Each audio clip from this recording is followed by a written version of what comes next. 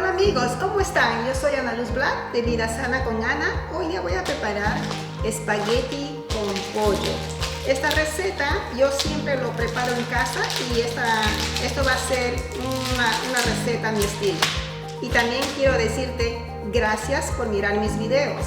Y no te olvides de visitar mi página web que es www.vidasanaconana.com. Ok, vamos a empezar con los ingredientes. Lo primero que vamos a hacer es cocinar el espagueti de acuerdo a las instrucciones del paquete. Y vamos a continuar con el resto de los ingredientes.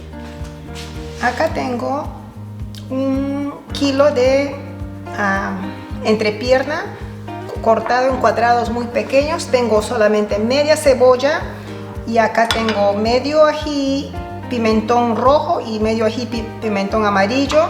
Tengo una cucharada de ajos, tengo una cucharada de salsa de ostiones, una cucharadita de ajo, tengo una cucharada de vinagre balsámico, 2 cucharadas de salsa inglesa y 1/4 de taza de salsa de soya o kikkoman, aceite para freír el pollo, sal y pimienta al gusto, media taza de agua. Y también necesitamos maicena, 1 cucharada. Y la pasta que ya vamos a cocinarlo de acuerdo a las instrucciones del paquete.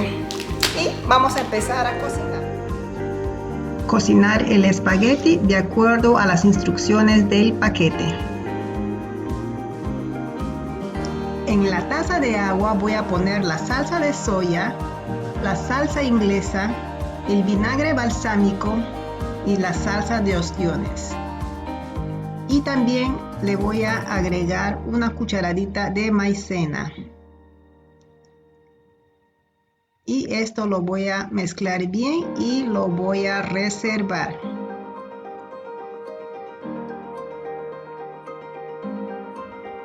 Okay. Al pollo picado lo voy a poner pimienta, sal, comino y ajos.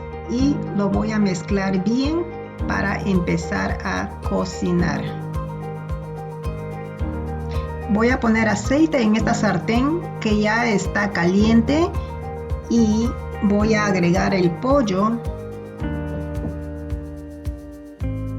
y esperar hasta que el pollo esté completamente cocido.